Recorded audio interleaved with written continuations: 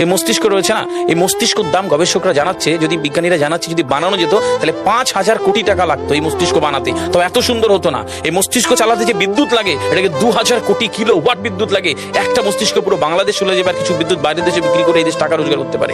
এই আপনি চিন্তা করেন যে শিরোপোষের এগুলো, একটা তারের হেডফোনকে পকেটে দেবেন আর বের করবেন, দেখবেন ছাড়াতে হচ্ছে, জুড়ে যাচ্ছে। এই পুরো শরীরের মধ্যে এরকম জড়ানো পেছনে যত শিরা আছে না, এই শিরাগুলোকে বলা হয় খুলে খুলে রাখা হলে 11 একর জমি লাগতো, 11 একর জমি লাগতো। কেন ইমাজিন আমাদের মধ্যে কি রয়েছে, পুরো শরীরে 650টা মাংসপেশি রয়েছে, যা ইনস্ট্রাকশন দেবেন তাই করবে। আজকে একবার ভেবে না, কাল একটা বাইক কিনবেন, হন্ডা কিনবেন, আপনি বাইরে বেরোবেন দেখবেন সব বাইকের দিকে নজর যাবে, এই বাইকটা ভালো, এটা সুন্দর, মাইলেজ ভালো, কোনটা ভালো, কি দেখবো। যতক্ষণ না কিনবেন মস্তিষ্ক আপনাকে ছাড়বে না, ও চিন্তা করতে থাকবে। ঠিক সেরকম একটা কমেন্ট যখন দিয়ে দেবেন, এই মস্তিষ্ক আপনাকে ওই কাজে এগিয়ে নিয়ে যাবে। পৃথিবীতে মানুষ না বেসিক নিডস গুলো ফ্রি পেয়ে গেছে। ভাবুন তো একবার, পৃথিবীর সবচেয়ে লাক্সারিয়াস ড্রিঙ্কের নাম জানেন?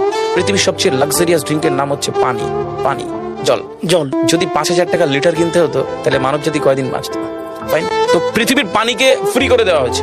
অক্সিজেন, একটি গবেষণা জানায় সারাদিনে একটা মানুষ যত অক্সিজেন নেয় এই টাকা দিয়ে কিনতে হতো তাহলে 3.5 লক্ষ টাকা লাগতো একদিনের। শুধু রাত হয় বলে আপনাকে কত টাকা ইলেকট্রিসিটি বিল দিতে হয়, তাই না? ফ্রি পেয়েছি আমরা। সারাদিনে যতবার অক্সিজেন নিই, শ্বাসটা নিই, 17,609 থেকে 23,608 বার।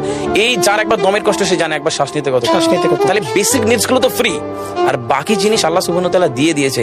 আপনার আমার জন্মের সময় সব দিয়েছে, একটা উইল পাওয়ার ঢুকিয়ে দিয়েছে, বাংলা ইচ্ছা শক্তি বলে। এই ইচ্ছা শক্তির বলে আপনি এখান থেকে বেরিয়ে কালো বলে চুরি ধরতে পারেন, আবার অভুক্ত মানুষকে একবেলা খাওয়াতে পারেন। এই দুটোর জন্য আপনার বিচার হবে আর আপনার জীবন একদিকে যাবে। বুঝতে পারে, ফিল করতে কেন দেওয়া হয়েছে। আমরা বেশিরভাগ মানুষ দেখবেন নামাজে দাঁড়ানোর সময় চিকন একটা ঘেমো গন্ধওয়ালা পোশাক করে নামাজে দাঁড়ায়, বিয়ে বাড়ি যাচ্ছি হেভি ফিটফাট করে।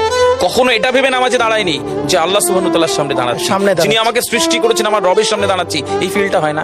আমি সিজদায় গিয়ে বলি সুবহানা রাব্বিয়াল আলা, ও ঢাকায় নামাজ পড়ছি আর ঢাকুরিয়াতে রয়েছে আমার মন, কেন মানে বুঝি না। আমরা তাকবীরে তাহারিমা করি আল্লাহু আকবার, আল্লাহ সর্বশ্রেষ্ঠ, ফিল করি না। যখনই না ফিল করবেন তখন অনুভূতি আসবে না। সূরা জুমার আয়াত নাম্বার 9 খুব সম্ভবত আল্লাহ সুবহানাহু ওয়া তাআলা কোরআনে বলছে যে জানে আর সে জানে না, দুটো ব্যক্তি এক হতে পারে না। সুতরাং বুঝতে হবে। হাদিস শরীফে আমরা সবসময় পড়ি না যে শহীদের রক্তের তুলনায় জ্ঞানীর কলমের কালি অনেক বেশি মূল্যবান। কেন বলেছে? ফিল করতে হয়। এই ফিল যখন কেউ করবে তখন তার জীবনটা বদলে